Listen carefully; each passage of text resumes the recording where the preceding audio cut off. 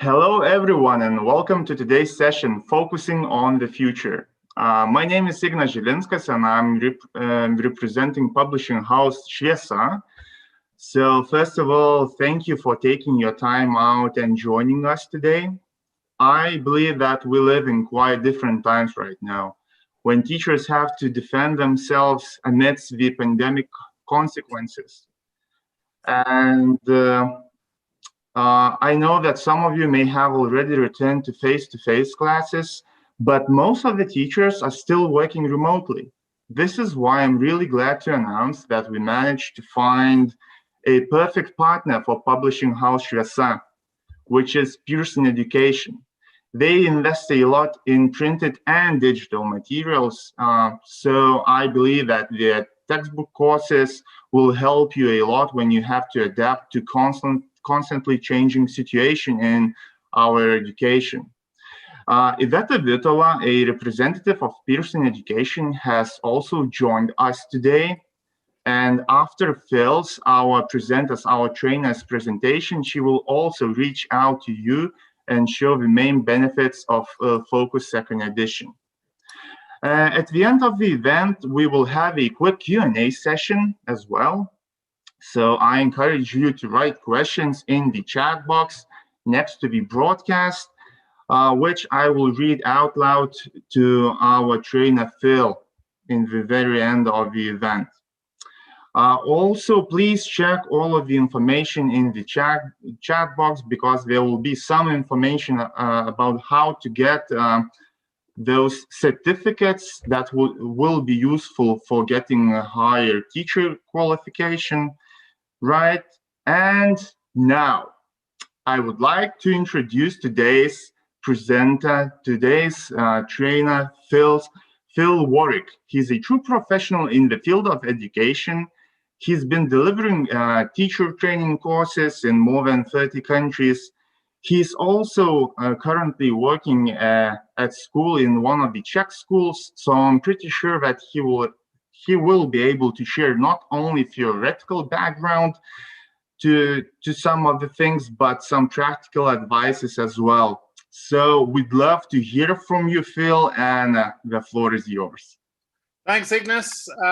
Good afternoon, people. I'm calling you from sunny Brno, the second city in Czechia. It's been an interesting year for me. I mean, how's your year been? I'd like to sort of start with a little recap, a little timeline.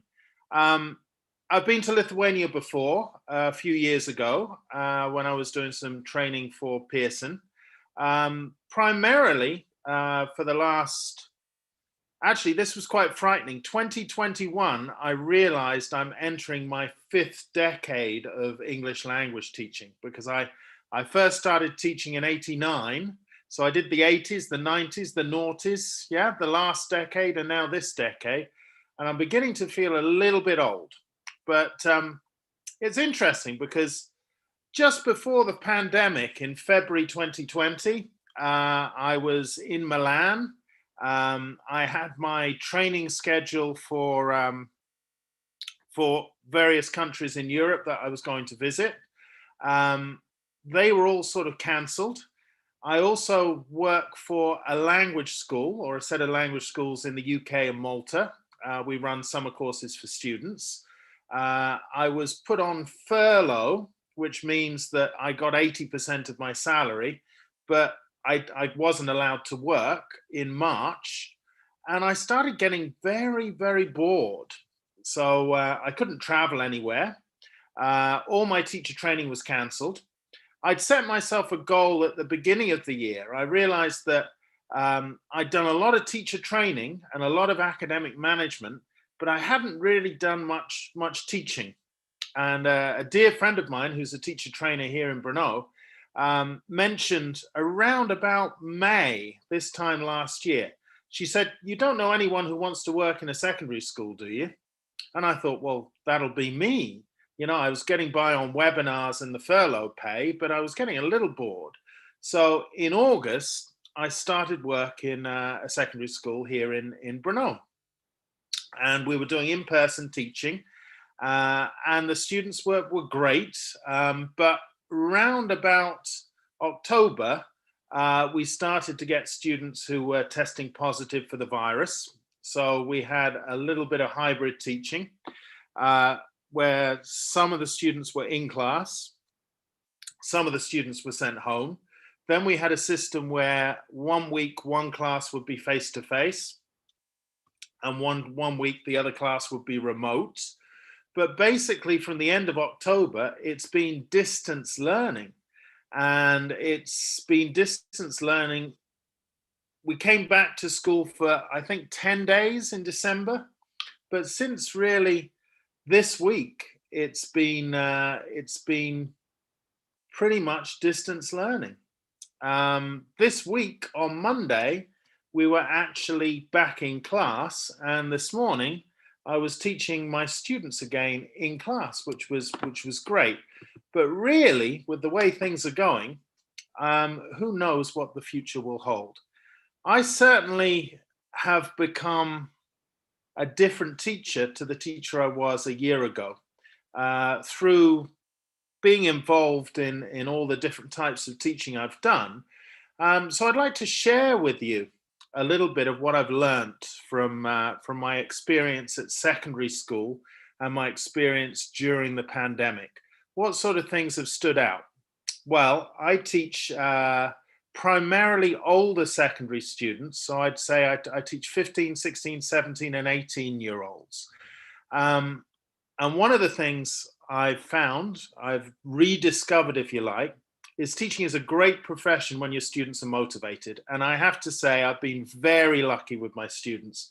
They, even throughout the pandemic and throughout all the teething problems that technology and good internet access can have, I've had students who want to learn, and that's been really rewarding.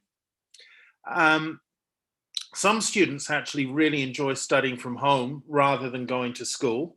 Our secondary school has a good reputation, so we have a lot of students that actually move into dormitories for the week. They live quite a way away, so they have to leave home and come in to study.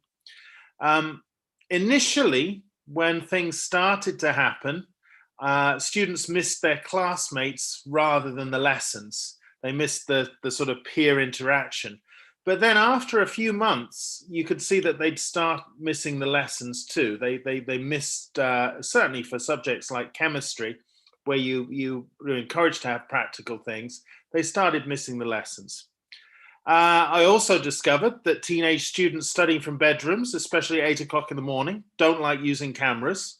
And I don't mind if they don't use their cameras, because I don't particularly want to see teenage bedrooms and teenage students in pajamas. So I was quite happy with that.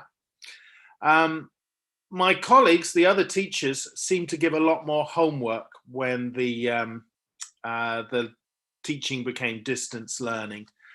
So there was a lot of homework for the students to get through. A lot of my colleagues used online tests to make up the classes. So there was an awful lot of testing. In fact, the whole Czech Republic has banned testing for a week for the first week back for students in secondary schools, because the feedback from students has been there's just been too much homework and too much assessment. 21st century skills, they got dumped very quickly to be replaced with exercises and accuracy tests. 1 or 2 apps, things like Kahoot and Quizlet, got used a little bit too frequently, so the students started getting bored with them.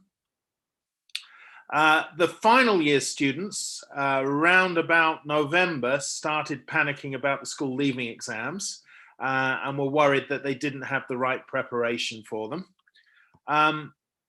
Everything gets boring after a while. There's only so many times you can do the same thing in Zoom before your students and yourself it begins to feel a bit too repetitive.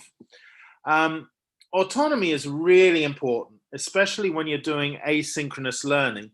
That means when you're giving work for the students to do between lessons, not homework, but project work might replace a conventional lesson time slot. And students weren't very good at learning autonomously. They needed guidance and help. So part of what we're going to talk about today is how to make students more autonomous. And then I noticed last week and this week, not that many students are happy to go back to in-person teaching. Everything is habit forming, and the very fact that we've had students having distance learning for so long, pretty much non-stop apart from a week in December, they were all a little bit anxious. They weren't too happy. They sorted out a routine that worked for them. They had the IT equipment, so being forced to actually appear in class, it hasn't all been positive this week in terms of the student reactions.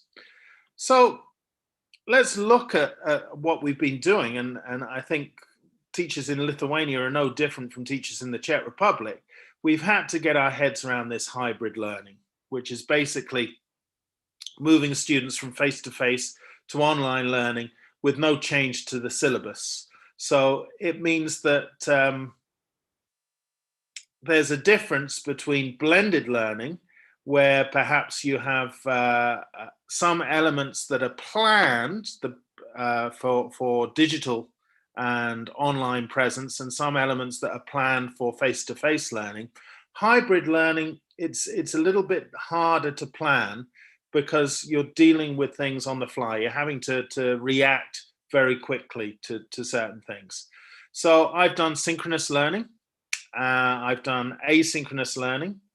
And of course, you know, a lot of what I've been doing has been a little bit different from blended learning, because as I mentioned, blending learning is about applying distance learning within class teaching, whereas hybrid learning is about finding the best approach regardless of the medium.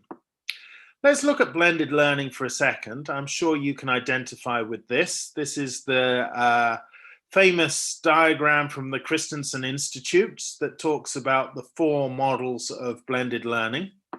One is the rotation model, where students rotate through a variety of activities, and some of the activities involve using online apps like Kahoot, or online platforms like Moodle or My English Lab. You've got a flipped classroom model, where perhaps the content is delivered online and the practice is done in class. And of course, you've got a differentiation model, and that might have been going for some time if you've got students with special needs or students who can't attend face-to-face learning. So you've got the rotation model. You've got the flex model, which is like flipped learning. Basic content is delivered online, but a different focus is given to different learners in class. You got the self-blend model, which is a sort of menu-driven approach, where it's a negotiated syllabus between the teacher and the students, and they decide what's done online and what's done in class. And you got this enriched virtual model, where I don't know if you've heard of Open University, which is basically the old correspondence courses for people to get a university degree in the UK without studying full-time. This enriched learning is primarily online with a little bit, and in the case of the Open University, I think it's 2 weeks where the students get together. So blended learning is something that we've all become very adept at over the last year or so. Let's have a little look at our students, though. I mean, secondary school students, there's this old quote: we have 21st century students taught by 20th century teachers using 19th century methods, sometimes in 18th century buildings. We're teaching teenagers, they're digital residents, they feel comfortable online, they have an online presence, but they're teenagers, so their hormones are all over the place, they're growing very quickly, they're also very self-conscious. I'd like to sort of spend a couple of minutes looking at teenage students and secondary education, but I want to talk PC. And by PC, I'm not talking about this type of PC, or about that type of PC, Police Constable Jones, or about this type of PC, politically correct, or as a percentage, I'm one of that 6%, by the way. I'm talking about this PC. The world was very different PC, pre-COVID. And trying to find the latest research pre-COVID. This is sort of research that came out, I suppose, the pandemic hit in February. I managed to find something that came out in January of last year, so just before the pandemic and not affected by the pandemic. This was the headline in the Guardian newspaper. Schools are boring and irrelevant, say teenagers. And when I dived into this research came from Yale University, one of the Ivy League universities in America. And they did 2 experiments. One experiment was a survey of 21,678 high school students. And the other survey was a lot smaller, with 472 high school students just in Connecticut. So let's look at these 2 surveys and the results that they found. In the first survey, it was very much a question of asking students to think about how they felt at school. Think about the range of positive and negative feelings you have in school, and write in 3 boxes how you feel. So they were looking for 3 feelings, and the students could write anything they wanted to. And then they were also asked to rate on a scale of 0 to 100 how they felt about 10 specific emotions. And these were the 10: happy, proud, cheerful, joyful, lively, sad, mad, miserable, afraid, scared, stressed, and bored. What they found was that basically, in the open-ended responses, the most common emotion was tired. Over half the students, when asked to choose any emotion they felt, opted for tired. And then the next most reported emotions, all just under 50%, were stressed, bored, calm, and happy. Okay, a couple of negative ones, a couple of positive ones, but those positive ones are pretty passive. And the rating scale supported the finding, with students reported feeling stressed and bored the most. So I think this sort of goes to show in this first stage that actually we didn't have a wonderful secondary education system, a global education system, before the pandemic. Here was the smaller sample, and in the second stage of the experiment, when they were just looking at Connecticut, they had experience sampling. So they asked the students to how they felt at certain times of the day, just before their first lesson, just after lunch, just before they finished school.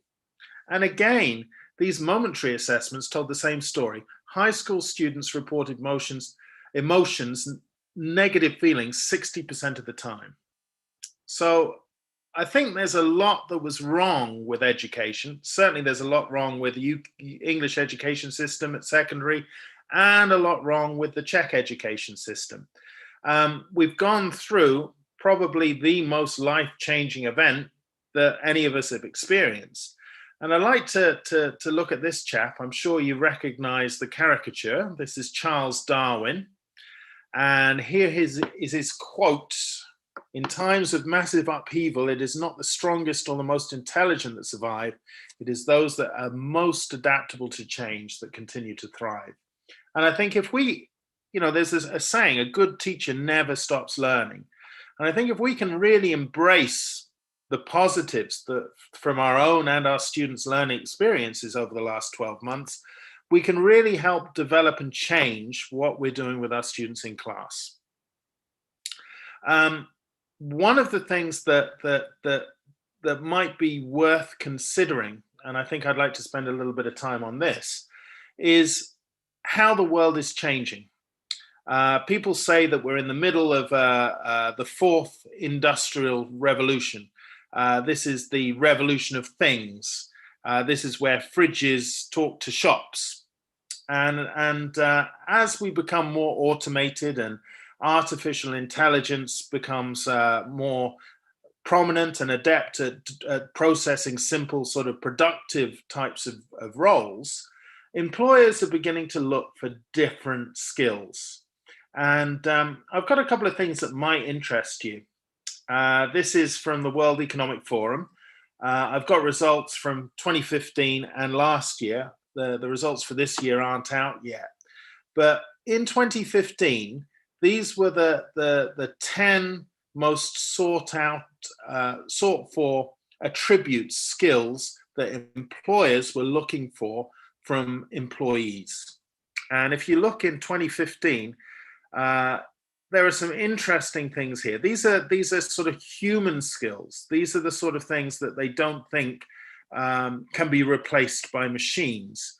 And if we look at last year, we can see that things like emotional intelligence have suddenly appeared. Critical thinking and creativity has shot up from 10th place to 3rd place. So you can see that really we have an education system, certainly if the Lithuanian one is anything like the Czech or English one, we have an education system which is primarily bent on assessment, memorization, and training students to be good producers. We live in a world where actually we really want to educate students not to be the same, but to accentuate the differences and to concentrate on the importance of being human. I'm sure you all know Jack Ma, who used to own the Chinese Amazon site, Alibaba. And he gave a big speech last year at the World Economic Forum where he said, we shouldn't be teaching students content-based subjects, which involve a lot of memorization. We should be teaching students skills-based subjects like music or art or language, where they have the opportunity to be creative and to concentrate on the things that are going to make them employable in the future. So we know, I mean, we're over 20% of the way through the 21st century. I'm sure you've all seen this before. This is the framework for how we should be teaching our students now. I think the 4 C's in terms of language teaching have very much become a mantra in terms of our classes. Critical thinking, communication, collaboration, and creativity. But it's important not to forget that this is just one component. Other components, when I was a student at primary and secondary, basic literacy, the 3 R's, were important. Being able to read, write, and do basic arithmetic. That was the primary goal of primary education. Nowadays, we need to also make sure that the students are globally aware, that they have some sort of civic literacy, that they have some health literacy and environmental literacy, and also financial, economic, and business literacy. So it's not enough to have basic literacy. We need to expand it. We also need to make sure that they have life and career skills that make them flexible and adaptable, that allow them to show initiative and self-direction, and because they work in a global marketplace, be able to cross the cultural divide quite easily, and also be accountable and productive, and show leadership and responsibility. As I'm showing you these life skills, reflect on how much of your lesson content is based on helping students to develop these. I'm a big one for authentic learning. So I think whatever you do in an English class isn't just going to help them improve their English. I do a lot of group work with my students because I think being able to work in a team of people is a skill that can be enhanced through doing case studies or group work in English. I also have found it's important that the students understand how to process information, not just get information, being able to spot fake news, and being able to use the normal sources and tools to explore and find information. So we need to include this 21st century learning into our practical teaching. It's just as important, I think, as the content of grammar, tenses, and everything else. And in order to do this, we need to make our students more autonomous. And in order to make them more autonomous, we have to sort of reflect and decide, what is autonomy? So have a think for a second. What does the word autonomy mean to you? Autonomous learning, historically, I think 1976 was the European Year of Languages, and Europe decided to spend money in providing resources for self-study. So a lot of libraries started appearing all over Europe. I think the British Council funded quite a few in Eastern and Central Europe. So you might have found a few British Council libraries coming up in the 80s and 90s in Vilnius or other parts of Lithuania. But it's important to sort of start with what autonomy isn't. And I think autonomy, David Little was involved in this initial tertiary education where they had lots and lots of really nice resources in university libraries. Autonomy is not a synonym for self-instruction. What they found is if you have these great research areas, they don't get a lot of uptake from university students. It's only when the lecturers say, let's use the research areas, that the students actually started using the books, or most of them. So autonomy is not limited to learning without a teacher. A teacher can very much help facilitate this. So in the classroom context, autonomy does not entail the teacher saying, look, you get on with it, and I'm going to go and read the newspaper and have a cup of coffee. On the other hand, autonomy is not something that teachers do to learners. We can facilitate it, but it's not a teaching method. And it's not an easily described single behavior. It shifts. You find students become a lot more autonomous just before an exam, for example. So it's not a steady state achieved by learners. It goes up and down.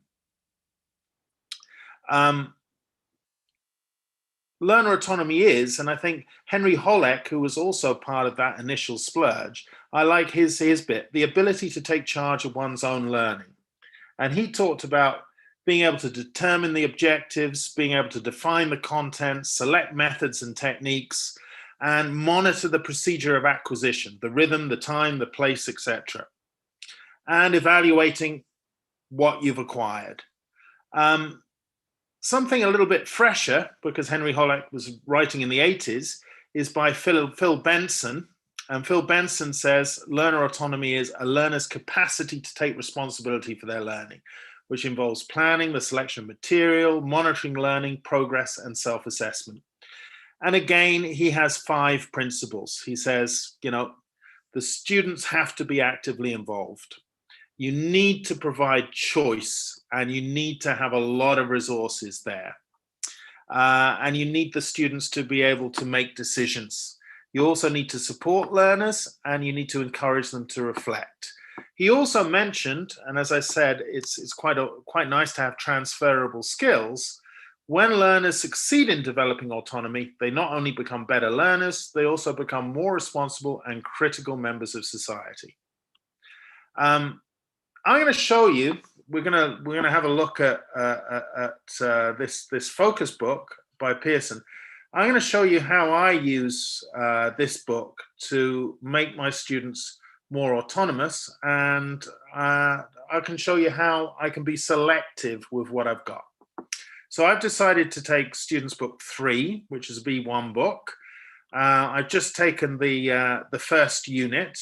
One of the things I quite like about the book is everything is color-coded. So the students can look at the color of the page, they can look at the color of the exercises, and they know exactly what the focus of the task is, which I think is quite nice. So let's have a look. Unit 1, as you can see, we've got this wonderful topic of fashion. Everything starts with a little bit of vocabulary. There's a can-do statement there. And it starts with a show what you know. So it goes from a position of knowledge rather than a position of the unknown. And I think it's quite important, if we want our students to be autonomous, we need them to be able to identify starting points so that they can monitor improvement and they can evaluate how effective their learning process is. David Noonan was talking about there are different stages of autonomy and implementing autonomy into practical classroom teaching. He said there are 5 stages. The first one is awareness, then you have involvement, then you have intervention, then you have creation, and finally you have transcendence. Sounds wonderful, doesn't it? Transcendence. What this means for us practically is that at the awareness stage, learning goals are highlighted. Teenage students are far more motivated when they know why they're doing what they're doing, where the learning outcomes are clearly highlighted. Then you can move to the next stage where the students can select which outcomes they'd like to concentrate on. So there's a choice there. And then we move to the learners modifying and adapting the goals themselves. So if it's a reading exercise and the genre of reading is something that maybe it's a booklet, something they haven't done much before, they might put additional learning goals or change learning goals from the book for their own needs. And then they create their own learning goals, and eventually they take the learning outside of the classroom and they apply it to different aspects of their life. So these are the 5 stages of implementation. And as we said, it's really important that we clearly label what the learning outcomes are. And again, here with focus, we have these can-do statements on every page. We start from the known rather than the unknown. So we've got a lot of personalization. We see language as something the student should be able to use to communicate. If you notice, there are, when you have a look at the books, you'll notice that there are a few bits of text that are in blue. This shows the students what type of language they're expected to use to complete the task. So if you look here at the screen, you can see a speaking task, and you've got the first couple of sentences at the level that the students are expected to use to complete describing someone they know well. So I think this is really useful. It makes it clear what the learning outcomes are. And for us as teachers, having a framework, so this is from Unit 1A. This is using the Pearson Global Scale of English, which is a scale of 10 to 90. And of course, B1 plus is between 51 and 58 on the scale. And you can go through the different skills like reading, writing, and you can see these can-do statements and at what level these can-do statements are, whether they're B1, B1 plus, those sorts of things, and which pages and which exercises from the pages.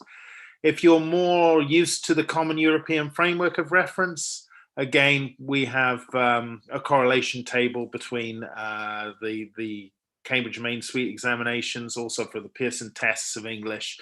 So everything that's in the course, you can dissect and you can work out what the point and what the learning outcomes for each one are, which I think is really useful if you want to be selective. And if you want the students to be more autonomous, you have to give them choice and selection. With focus, you also have this word store, and the word store includes not only lots of vocabulary, it includes lots of exam tasks, similar to international exams and school leaving exams, where they can practice the vocabulary and the grammar that's been pushed out. I think being able to have this separate resource of vocabulary that is connected to each exercise helps. I mean, if they're learning English in a non-English speaking country, everything they do in a class is going to be a little bit unnatural. So why not get them to prepare for it? Why not build up their resources so they know exactly what they're doing and they can get better at it? And I think this word store really helps. I also like the way that it uses lots of different types and forms of displaying the vocabulary. And again, this helps different types of learners as well. So different types of learners will find that they prefer certain types of display model to others, and they can use that to record their own vocab as well. So whether it's a Klein or a flow chart or something along those lines, or a table, they can work out what works for them. Right, so let's have a look at how I adapt a little bit of the course content. I'd like you to spend maybe 30 seconds while I have a sip of tea looking at this picture, specifically at what the people in the picture are wearing.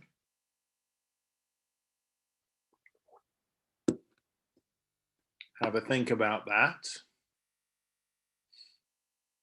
You've got 5 seconds left.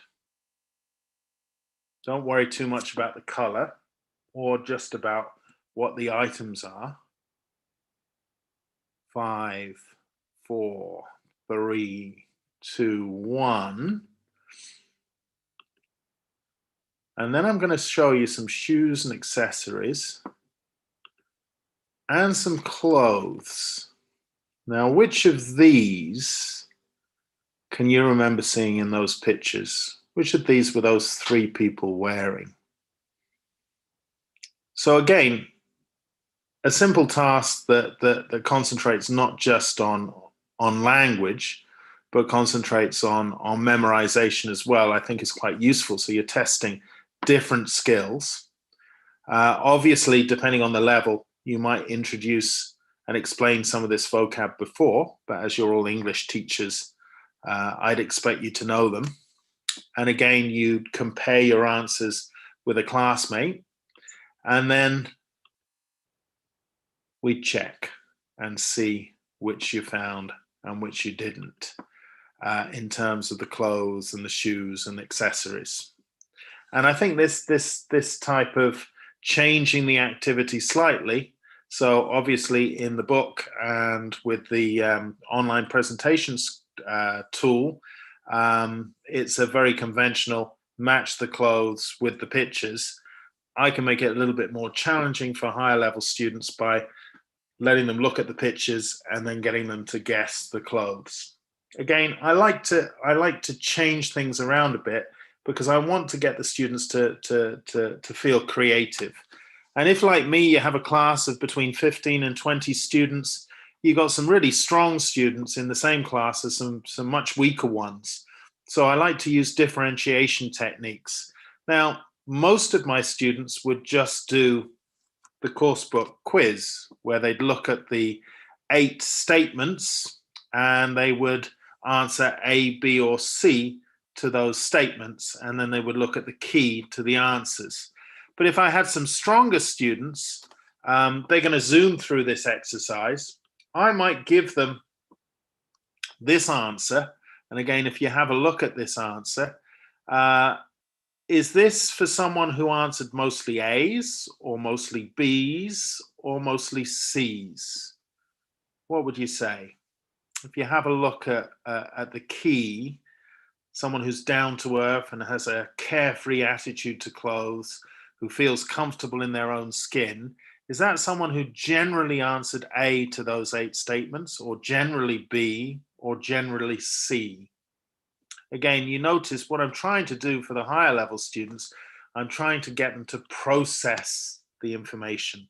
So I often do tasks differently. The same task, they use the same material in a different way in the same classroom. So it's a little bit like spinning plates. You have to engage the highest students, you have to support the lowest students. So they're using the same material, but the learning outcomes might be a little bit different. Again, I think when we talk about teaching in the 21st century, we have to talk about lots and hots. What am I talking about with lots and hots? Well, lots, lower order thinking skills. So read the task and do the exercise. Grammar exercises where you might artificially be using a verb structure like the perfect aspect to reconstruct some sentences are lower order thinking skills. Higher order thinking skills, being able to process information, give opinions, understanding arguments, that's where a lot of the 21st century learning comes in. And I like to include quite a lot of higher learning thinking skills in my classes. So I tend to use a flipped class approach. So we have a grammar lesson, and the grammar lesson is talking about dynamic and state verbs. One of the things I quite like about Focus is we have these videos, and I'm going to show you a bit of the content input and a bit of the instruction.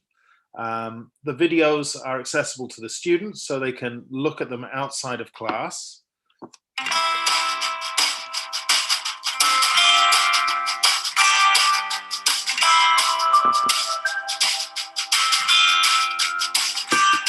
Hello and welcome back to London TV. Today I'm visiting two sisters who are celebrating their birthday. There's nothing unusual about that, but these sisters are extraordinary. Today they're celebrating their 104th birthday. That makes them the oldest twins in England. Hello, I'm Sarah from London TV. Hello, Sarah. Come in. Are you the twins' brother? Oh, no. I'm only 80. I'm one of the younger generation. Hello, Mabel and Rose. You need to speak louder than that, Sarah. My sisters only hear what you say if you speak loudly. Oh, hello. So you have context where the grammar is used in a meaningful situation that the students can understand. And then that's followed by, here's our teacher.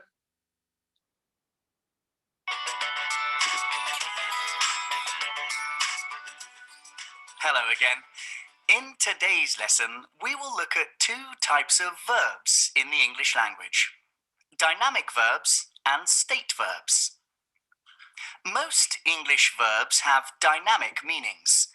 They describe actions like visiting, getting up, or winning.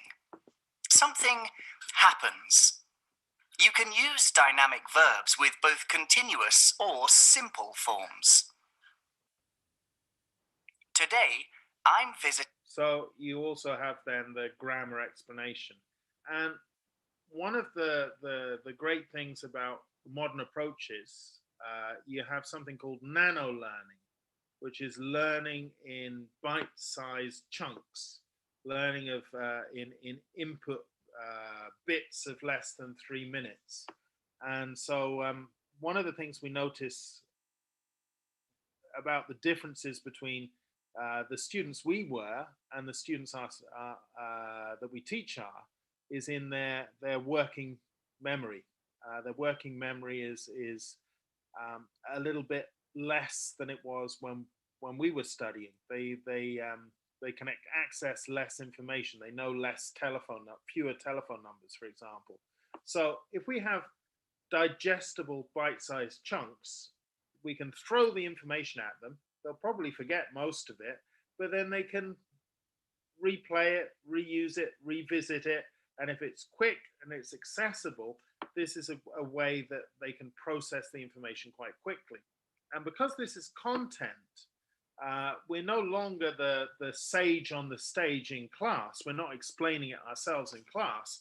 The students are listening to the explanation out of class, and they're trying to actively use the language in class. And we're going to facilitate, we're going to help them, we're going to correct, give them feedback. So we're going to be reacting rather than this presentation stage. So it's no longer PPP, presentation, practice, production. It's basically about moving the things around so you can flip everything on its head And you can use that practical in-class time to get the students actually communicating. So it's nice to have those grammar videos that the students can use outside. And then the type of exercises they do inside would encourage them to personalize and to speak and to use this sort of language. Again, one of the things about having a digital textbook is if you're doing a listening, you don't have to play the listening text for all the students to hear. If the students have access to the listening text themselves, you can get them into smaller groups and you can say, right, this listening exercise, I'm going to give you 5 minutes. You can listen to the whole text twice, or you can listen to smaller parts of the text multiple times. One person is going to be in control of the audio text. The others are going to tell them what they'd like to hear. And you can actually monitor the students as they do the listening exercise and work out how they're doing it. And I think this will give you some really great formative knowledge to help you approach listenings in a different way with different students afterwards. 1.11.8. I'm not going to play this. I'm going to go on to something else I often do with students. Again, if we have a reading text and we have, this is from the word store, we have someone talking about packing clothes for a cycling weekend. We've got a photo about hoodies, and we've got the connection between hoodies and American footballers and break dancers. And of course, they read a text to find out about the origin of the hoodie. One of the things that the last year has taught me is that technology is everywhere, and it's not always a bad thing. Being able to have students bring in technology into the classroom or have technology readily accessible, I can quite easily show them a picture of something and I can say, find out what this is, and then find out the origin of it. And they'll go off and do a little web quest. They'll put in a picture of that, or they'll put in, I might give them crop top. They might type in crop top and they might come up with enough information to give me a presentation on the history of crop tops next class. So I often give students web quests to engage them. When we talk about the grammar, as I say, I want to make that grammar in class something very communicative. So I'll make sure I like a course book with lots and lots of communicative speaking tasks, and focus in every page has a speaking task that the students can apply things practically. I also want them to take the grammar outside of the course book and get them to be creative and productive. So I quite like the fact that there are these life skills. Here we're talking about blogs.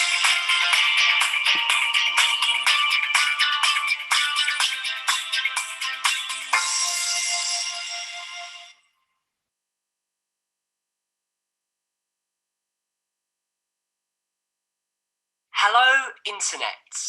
I'm going to talk to you today about clothes. I'm not usually good with putting outfits together, so I have one pair of jeans that I wear with everything. They're black, they're skinny, and they're perfect for me. But they're so old and tatty now, I need to find some new ones. I tried to go shopping the other day, but I just couldn't find any that I liked. So the very fact that you got access to model vlogs that the students can look at, and then you can sort of encourage them to create their own vlogs, or here you've got create a 30 to 60 second advert for a piece of clothing, and you've got steps to make this project work productive and allow the students to use technology. It brings the language to life, and it puts it in a context that the students feel comfortable to work with, which I think is really nice. I also think it's really useful to review things in a personalized way. So here, the grammar that came up in Unit 1 was the present perfect simple and continuous.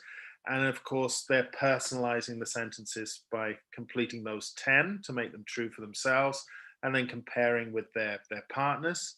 We've got a little bit of writing here, and again, showing what you learned. You're putting some of the vocab from describing your friend's appearance, your personality, some of your friend's interests, into a piece of writing. A friend is going to visit your city. You can also use a lot of research techniques. I'm sure you know the KWL. So before you introduce a topic, either a listening or a video or a reading, you'll get the students to write a KWL table. What do they know about the topic? What do they want to know about the topic? And what have they learned about the topic after they've been exposed to the reading text or the video? And there are lots of interesting BBC videos with focus. Again, here we've got something. What do you know about distressed jeans?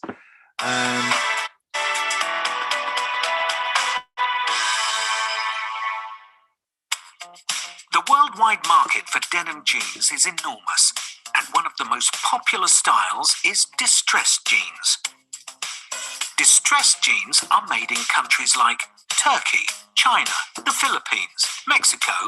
So the very fact that you've got lots of different video elements that you can expose the students to, some of them are content videos that explain the grammar, some of them are model videos that will show students how to make vlogs, and some of them are again, content videos for topics so they can explore different meanings.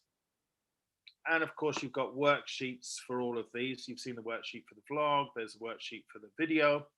You've also got, and I think the important thing, if you want the students to be autonomous and if you want the students to have some input, you have to have a base of material that allows you to be really flexible. I think it's really important that in the 21st century, we don't have teachers teaching course books. We have teachers using courses or course books to teach students, and there's a difference. So I like a course book or a course book resource that has lots and lots and lots of different things. So I can be very selective and create a course that will work for my students. So the fact that you've got an app for the phone and the fact that you've got a lot of extra resources, and I'd like to show you some of the extra resources we have. So we've just been looking at one unit here of a course book for Focus 3, Unit 1. If we go into life skills, for example, which is part of 21st century learning, we can see that we've got an additional life skill that's attached to Unit 1, and it's about debate skills. So the students would create a debate, they would reflect on how they performed on the debate, and they would be practically using the life skills. So you've got life skills for each unit. Again, I like the photocopiable resources. Let's have a look at some of the photocopiable resources for Unit 1. A lot of them are information gap. They're based on different skills.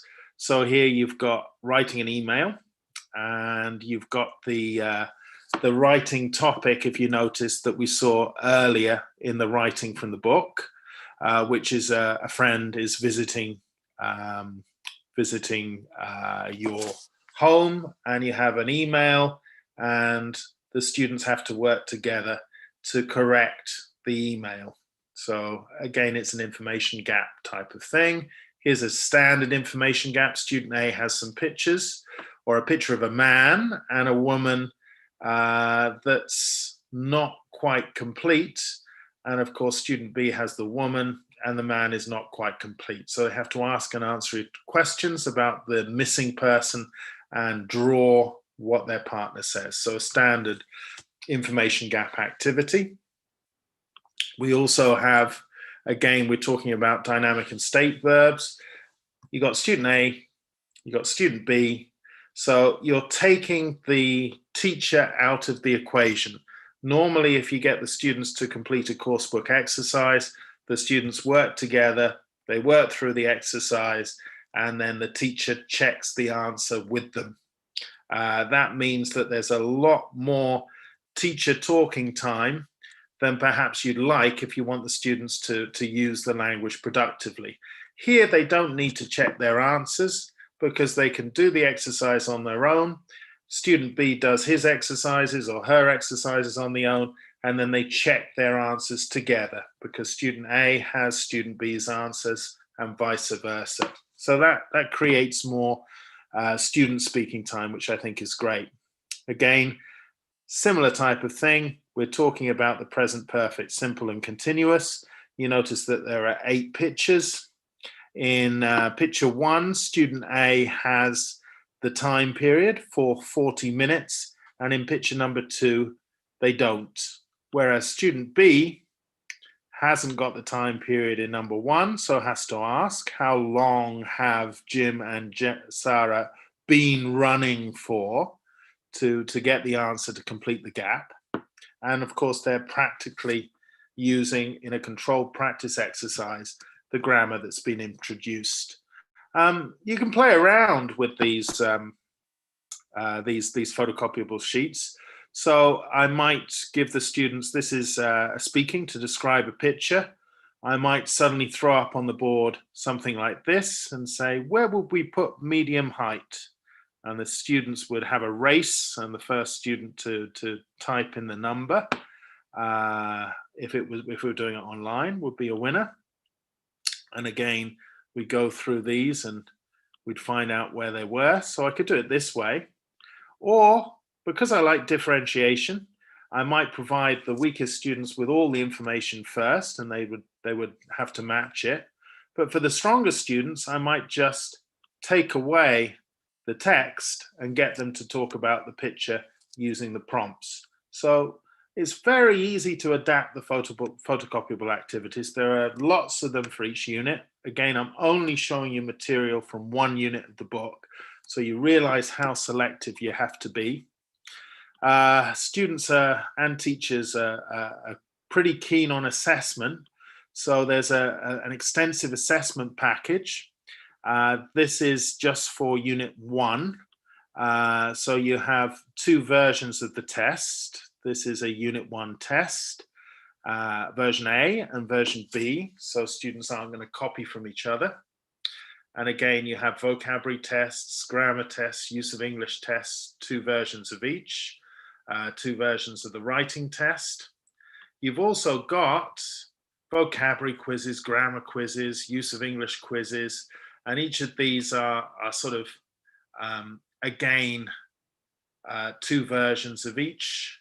Everything is connected to the specific learning outcome. Obviously, you wouldn't give all the students all of the tests. They'd hate you forever, I think, if you did that. But this is where selective teaching comes in. So the students that you feel need extra help with grammar would do the grammar test. The students that wanted to have a bit of fun, you could do the use of English quiz. So you've also got a test generator. So if you were feeling that some students have missed some classes and wanted some extra practice, you could give them that as well. You've got lesson plans. Lesson plans are quite useful when you first start working with material, but I find that the more experienced you are, the more flexible you create your own lesson plans. But if you just want to get to grips with the material, each lesson, you're given the interaction phases, you're given the stages of the lesson. So this is the warm-up stage, and it's 6 to 8 minutes. Then you have the practice stage, practice 1, practice 2, practice 3, practice 4, and then production stage. So you've got a very detailed walkthrough for each lesson. And if you have inexperienced teachers or teachers getting to grips with materials for the first time, it's quite nice to have those lesson plans there with contingency plans and everything else. You've also got cultural notes. So I use cultural notes for web quests. So in Unit 1, there was a little bit about the Mona Lisa. I might give them this text and I'll say, see if you can find out on the web what's missing. And they'll go away and then we'll check them the next lesson. You've got online presentation tools with different widgets that I'm sure Vieta is going to talk about. So you've got an awful lot of stuff that you can use with Focus, and you can make the lessons a little bit more autonomous. I'm now going to pass you over to Vieta, who's going to show you a little bit about some of the resources we've got. Vieta? Yes, I'm here, and hello everyone, and thank you very, very much, Phil, for sharing a lot of your experience today with us from your teaching situation at school. And I think you also gave us quite a lot of good ideas what we can implement in the classroom with our students.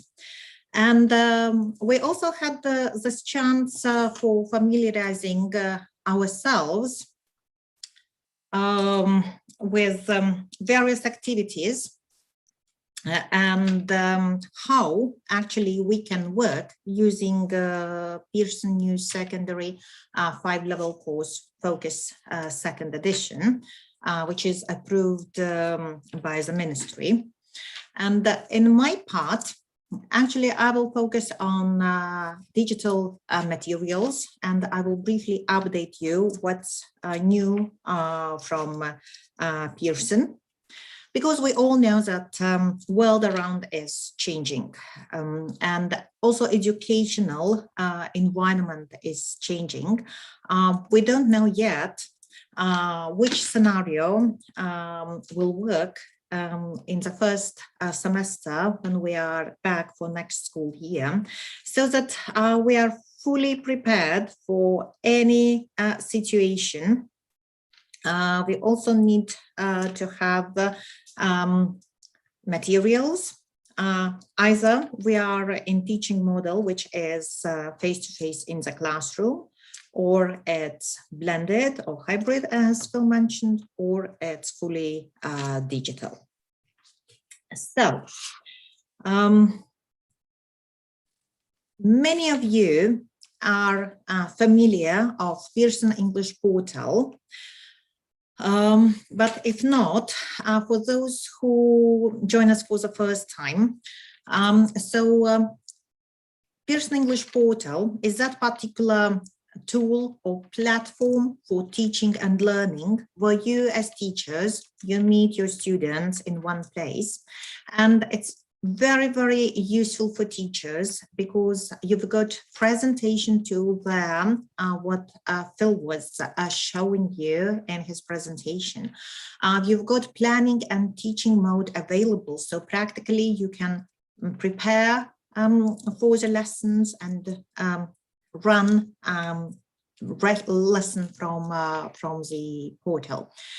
You've got all these teacher resources available. Again, you saw lots of examples.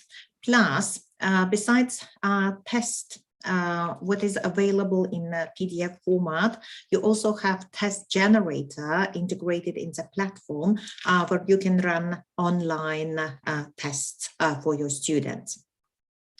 And of course, many of you use online practice or the so-called online workbooks, as you mentioned. So these are kind of things that you are quite familiar, have heard. What is absolutely new, as I mentioned, for next school year, because of this instability all the time, it's active verbs we have developed for your students. So what does it mean, active work? It's 100% interactive content with integrated video and audio material for students. It can be used in any situation, whether your students are in class remotely or in this blended or hybrid way. For students, you can see the tools available like annotation toolbox, live content assigning. This is how you can also monitor the whole study process. And practically for you as teachers, it allows to create live classroom. And you as teachers will be able to see how students are working with the content, see how well students are doing, even if it's students' work this time, not anymore only workbook. When we come to active books, this is how you can see the lesson, what is available for students. And you can also see all interactive activities are clearly marked so that students are guided throughout, and it's very intuitive work with active book. Students can interact with the content, annotate, write their notes, add any piece of information which is necessary. And if you look from the student's perspective, you can see that activities have very clear design, and it's easy for students to understand how to work with the material. If we speak about benefits for teachers, then you can see that it's all-in-one digital solution for you. First of all, you will have all these assignment sections available just in case the situation repeats and your students are at home and you work with the coursebook. Then you will be able to assign online tasks from the student's book for your students, like homework. What's more, there will be reports available and you will receive automatic feedback on students' progress. As students have several attempts to complete the task, you will see the scores, these attempts, mistakes, errors, everything. And practically, we can speak about virtual classroom available for you as a teacher that will enable you run online lessons with real-time monitoring of students' work. I think this is a great feature and will make your life easier. Also, if we speak about reporting, and when we mention reporting, then you will have this group management and reporting available, and very, very detailed reporting for each assignment and for each exercise for every student in your classroom. So it won't be like giving the task only and waiting. When students complete, you will be able to monitor the whole process. I'm sure you want to get acquainted more with the material.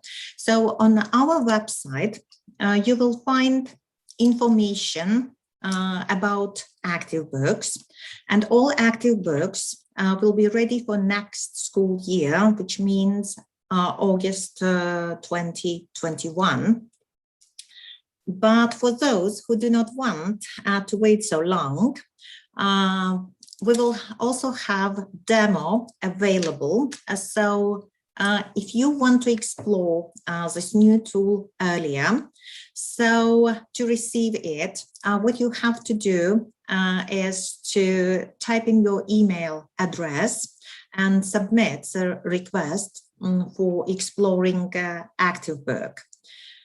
You will get the notification, reply message, and you will be able to go through this demo version. So for all levels of focus, second edition, we will have active books available for next school year. We will also send you the link afterwards where you can request this demo access. And of course, when we speak about materials for teachers, we always want to show that we really care for teachers who use our materials, and we have extra teaching resources prepared for all teachers working with Pearson materials. So when we speak about extra resources, then I'm sure that every user of Focus will be happy having access to our upper secondary academy, which has great extra resources for using in the classroom.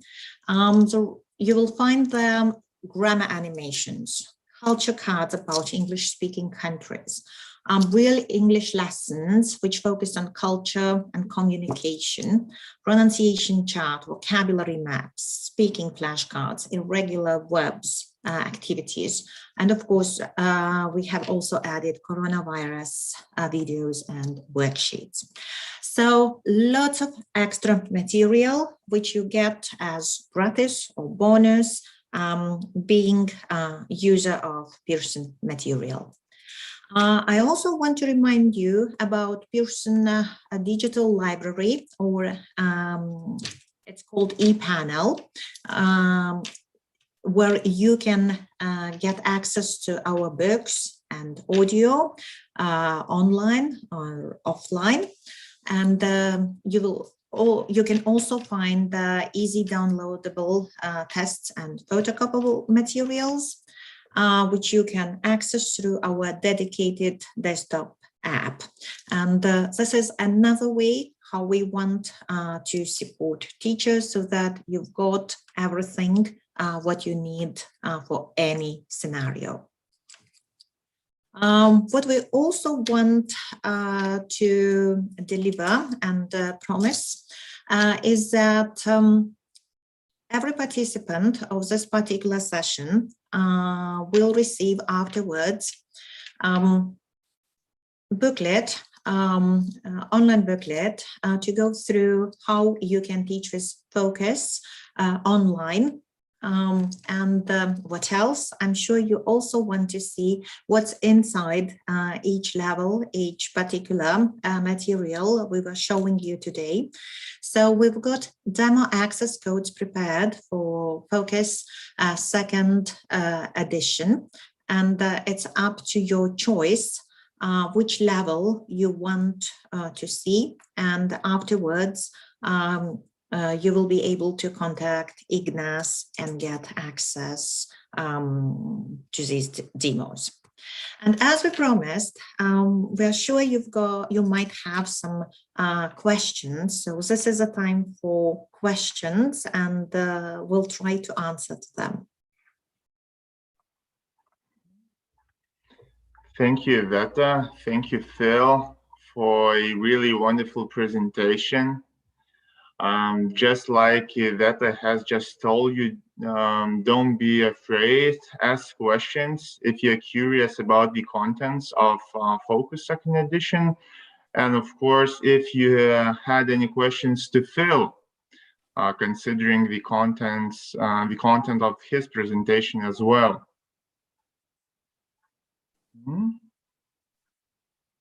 Let's wait for some time. I have gathered some questions before while listening to Phil. And one of the teachers asked, what do you do when students are not motivated? She reacted to the idea that teaching is a great profession when students are motivated. And she agrees with that even when we have to teach online. So Phil, what would be your opinion surrounding the question? I think there's been a lot of studies done on motivation. One of my favorite books is actually Rebecca Oxford wrote a book about demotivation. And she suggested that a few of the things that we sometimes do automatically as teachers that are really counterproductive is by giving faint praise. So if we've got students that aren't particularly motivated, we give them a very simple task to do, and then we overpraise them afterwards, they actually find that really demotivating. So one of the things that I tend to do is I use a lot of differentiation techniques in my classes.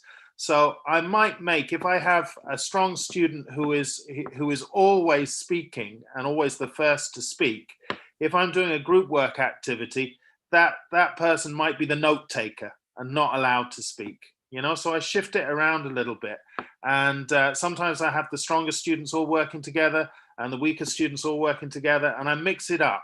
And I think the important thing is, if you have certain tasks where you tend to give precedence. So again, I might make something as simple as timing an exercise. I might make one of the students a timekeeper.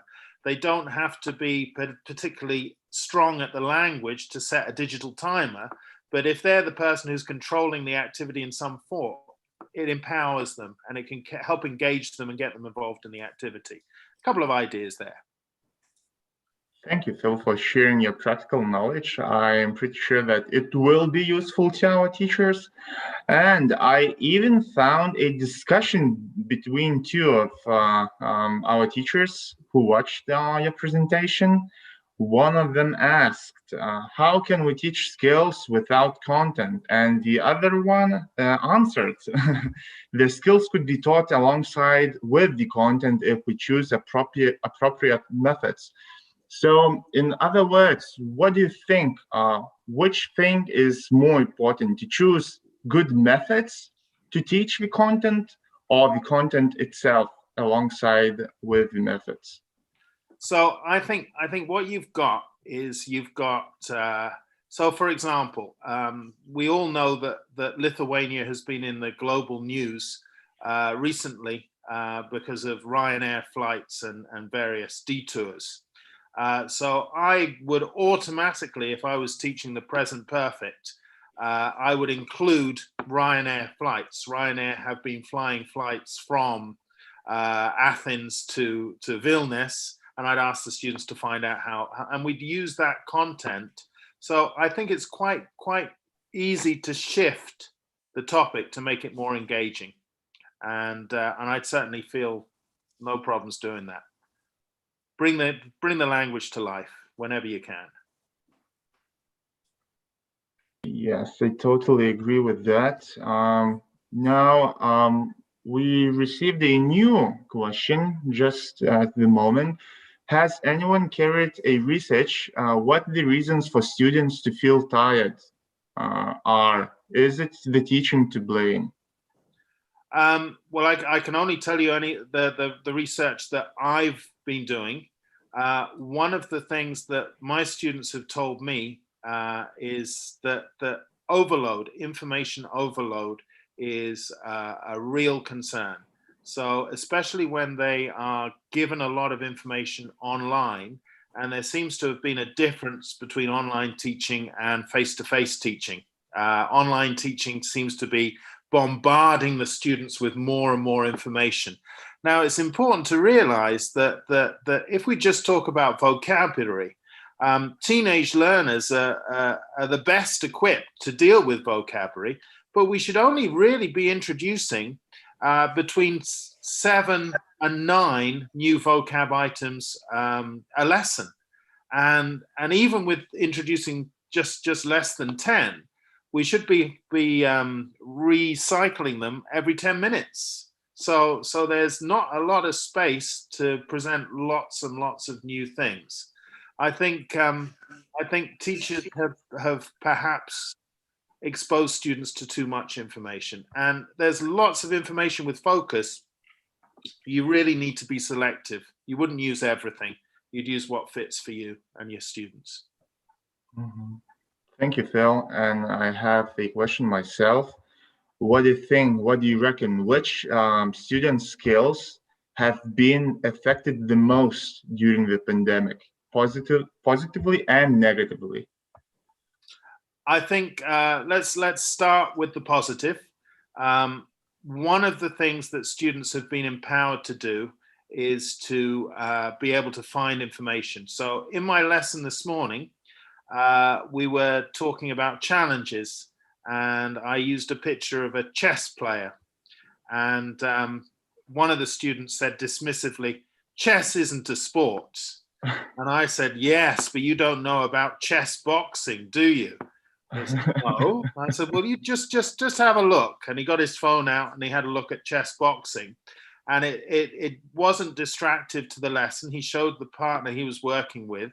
So I've been really encouraged to use technology. And this is the first week we've been back. I had them all take their phones out and put them on the table. And we've been using a little bit of technology interspersed in the lessons to do web quests and vocab races and those sorts of things. And it hasn't been distractive. It's actually been quite productive. So I think embracing technology has been a positive. In terms of a negative, I feel that the chance to socialize and to practice communicative skills face to face obviously has a lot of the students are quite shy and nervous now, I've noticed. So they need a little bit more encouragement.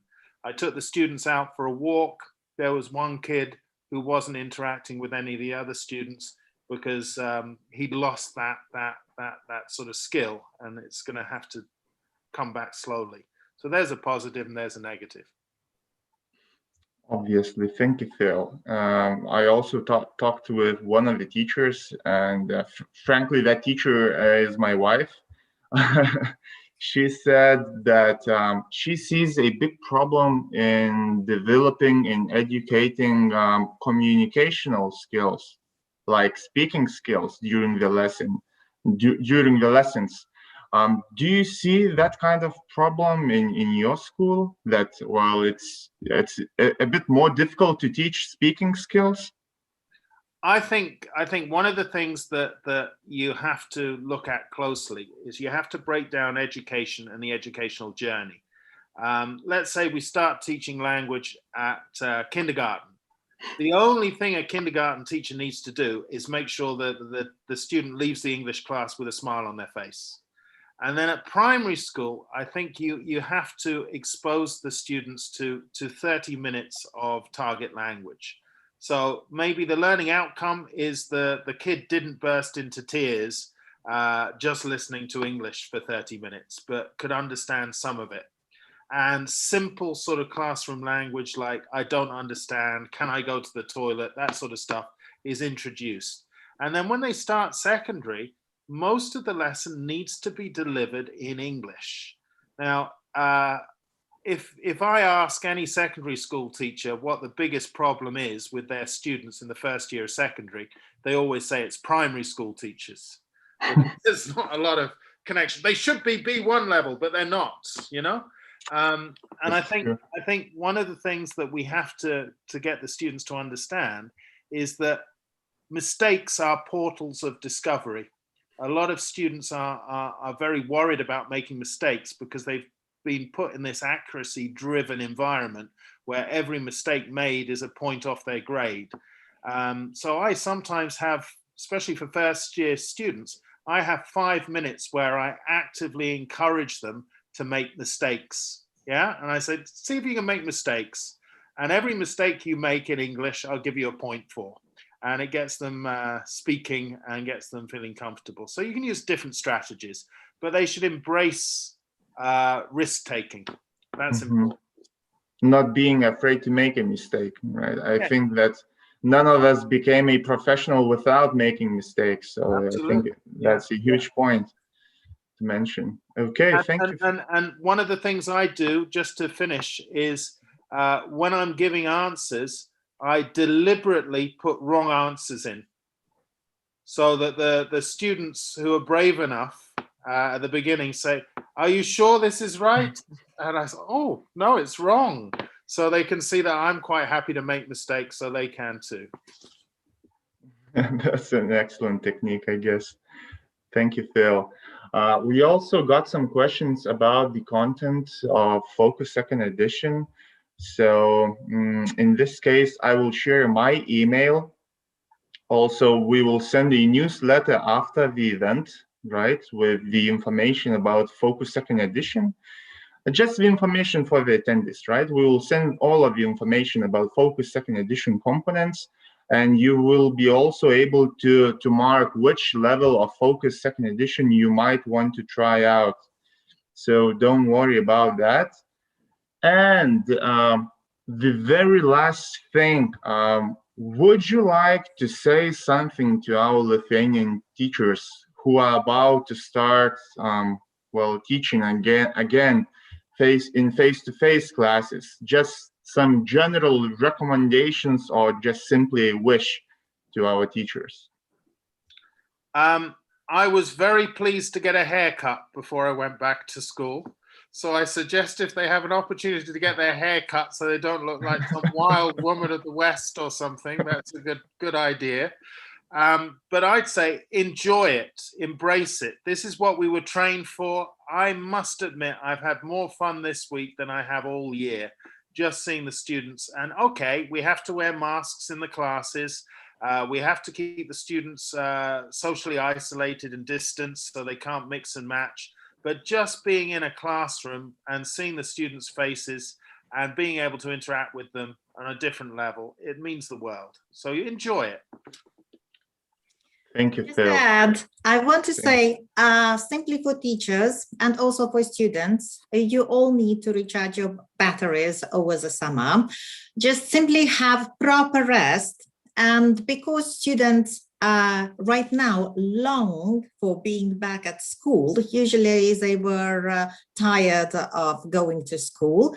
At the moment, longing for being back at school and with friends, use this as a great opportunity. I only want to wish you great summer. And if you are interested in any materials, you have any questions, so as we are cooperating with ŠVIESA, so let us know, drop us an email, ask us. Thank you. Thank you to both of you. Thank you for taking your time out and being here with us today. For both of you, Phil and Yvette, I think that was a wonderful event, and thank you for all of the attendees. Right, I hope that it was very useful for all of you, just like for me. Okay, and thanks a lot. It's been a pleasure.